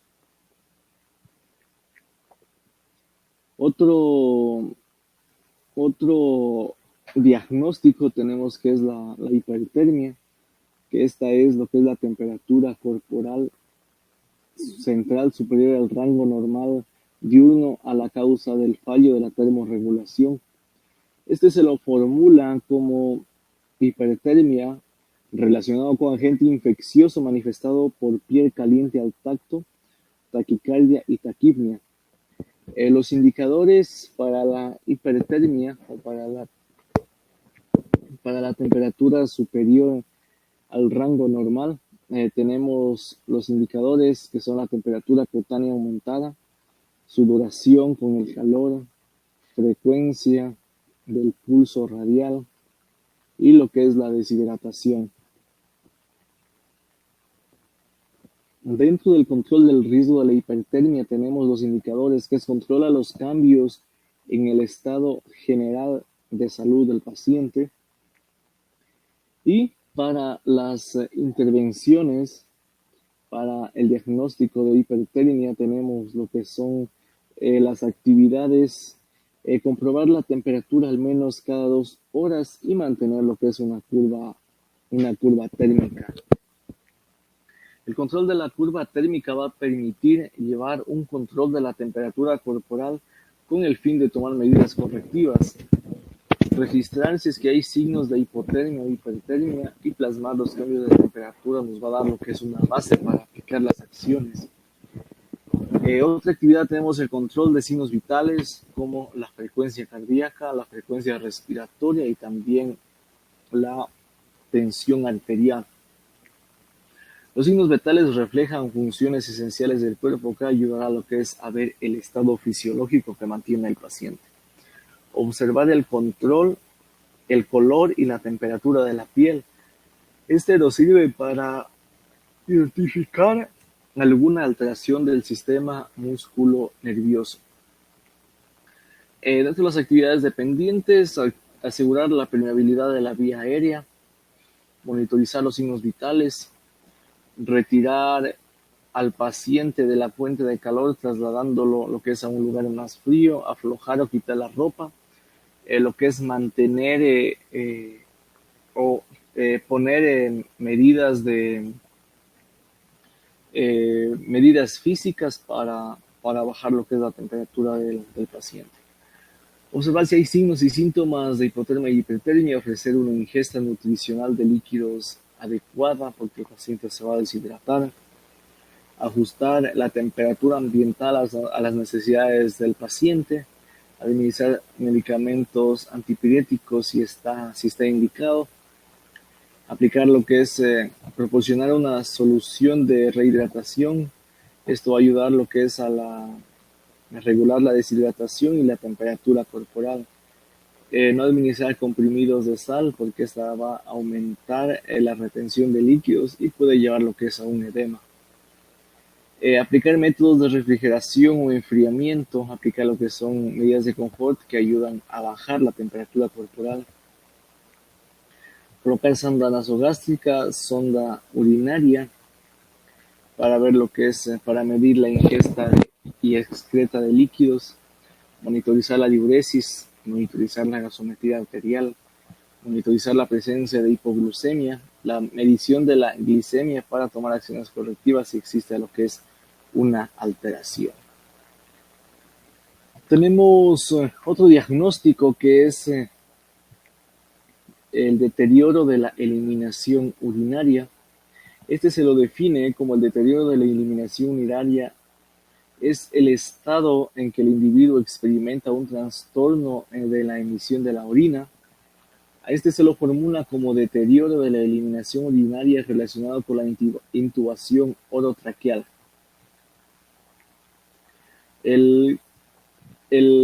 Los indicadores, tenemos el patrón de eliminación. Otro indicador es lo que es la función renal. Las intervenciones que se van a realizar, tenemos la actividad de mantener la permeabilidad del sistema del catéter urinario. Esto va a permitir que no se obstruya la luz de la misma y que haya un drenaje adecuado.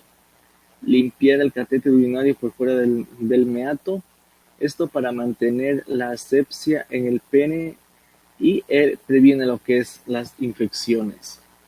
Otras medidas dependientes es cambiar el drenaje urinario a intervalos regulares. Cuando no existe una eliminación y tenemos un globo vesical, tenemos que cambiar esa sonda vesical, anotar las características y el volumen de la orina drenada y obviamente lo que es ir registrando para ver el gasto para ver el gasto urinario.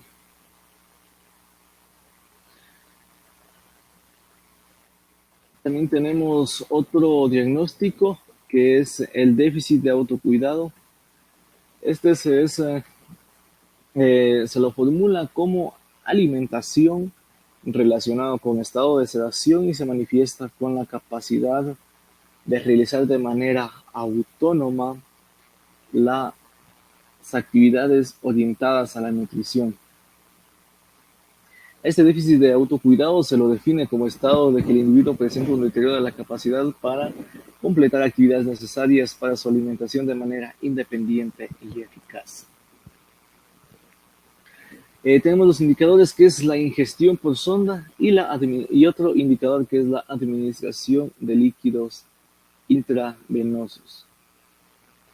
Dentro de las actividades que se pueden realizar en el déficit de autocuidado es la alimentación enteral por sonda y la actividad es fijar el tubo de alimentación con esparadrapo, mantenerlo seguro en la nariz con esparadrapo hipoalergénico, vigilando que no quede tirante ni presiones sobre el ala de la nariz o la piel, porque la fijación a la nariz disminuye el riesgo de la salida accidental. Esta posición va a alimentar el riesgo de reflujo de broncoaspiración. También otra actividad es colocar la cabecera de la cama de 30 a 45 grados durante el proceso de la alimentación, vigilar el estado de líquidos y electrolitos, comprobar la existencia de residuo gástrico, siguiendo el protocolo específico de la institución, de acuerdo a los diferentes protocolos que se mantienen en las diferentes unidades. Irrigar la sonda cada 4 a 6 horas durante la alimentación continua y después de cada alimentación intermitente. Si tenemos un paciente que se alimenta cada 12 horas, debemos pasar agüita o irrigarla cada 12 horas, cada 6 horas. Las intervenciones dependientes. Una actividad es insertar la sonda nasogástrica de acuerdo con el protocolo establecido y posteriormente iniciar la nutrición enteral si previo a la valoración, si no tenemos residuo. Observar si la colocación de la sonda es correcta, inspeccionando la cavidad bucal, comprobando si hay residuos gástricos, escuchando durante la inyección o extracción de aire. Confirmar la colocación de la sonda mediante rayos X antes de administrar alimentos o medicamentos a través de ella.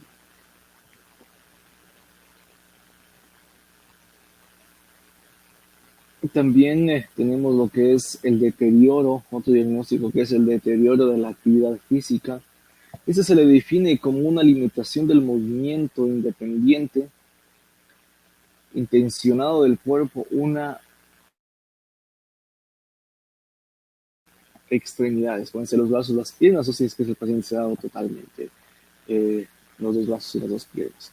Los resultados de lo que es la movilidad y los indicadores para el deterioro de la movilidad física, tenemos que se mueve con facilidad, tenemos la ambulación, tenemos la realización del traslado, el movimiento articular, el movimiento muscular, la marcha y también la coordinación.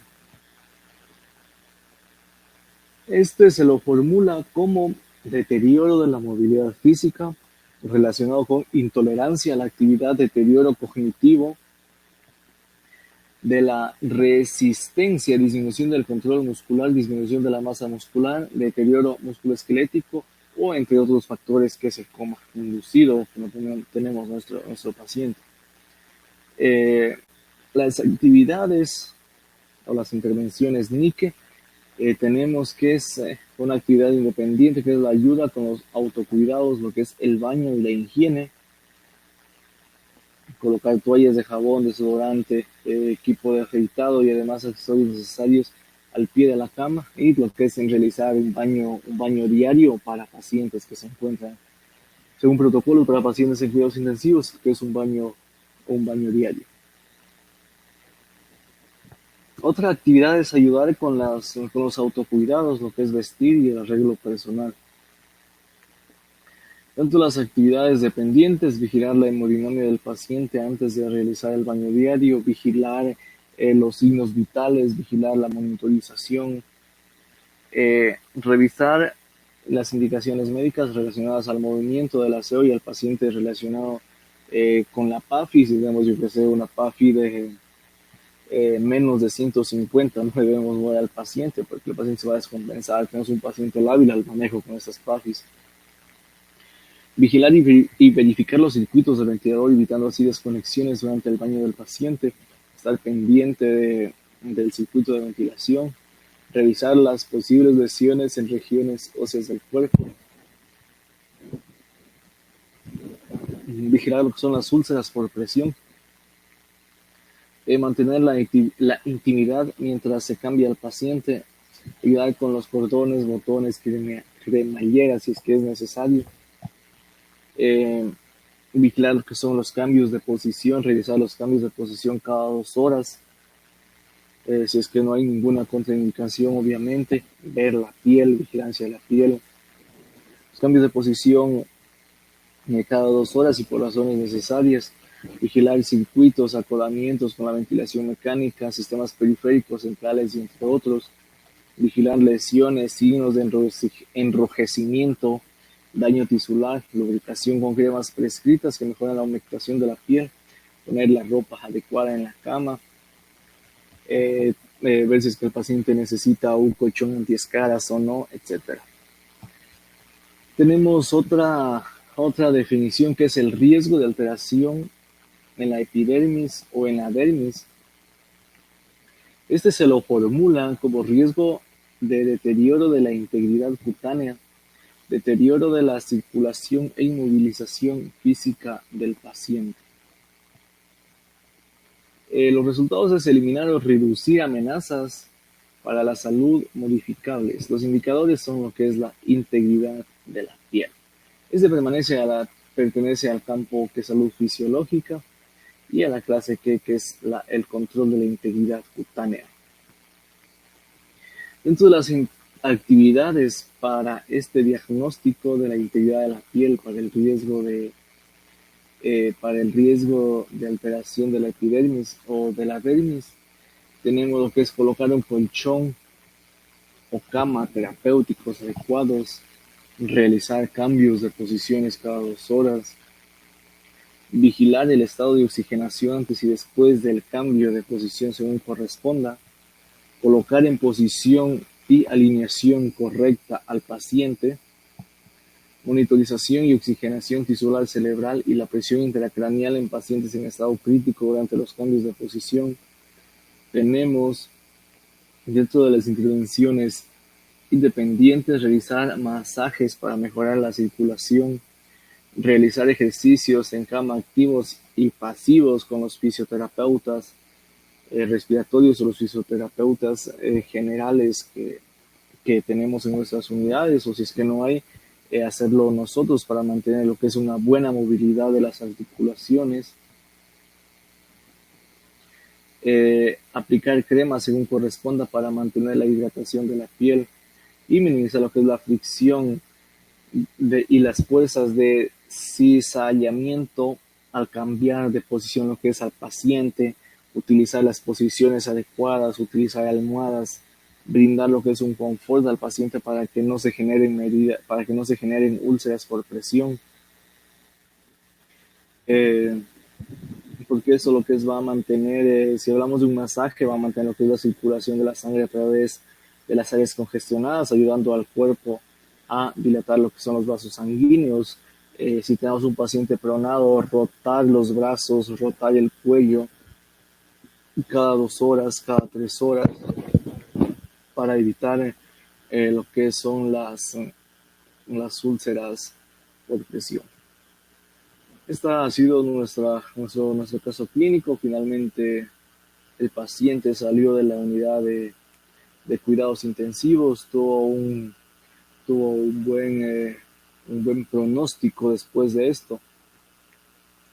Y pues actualmente este paciente se encuentra ya en su domicilio con su familia estable, caminando con fuerza y tono muscular conservado, con un lazo de 15/15. Gracias a todo el equipo de salud que ayudó con este paciente.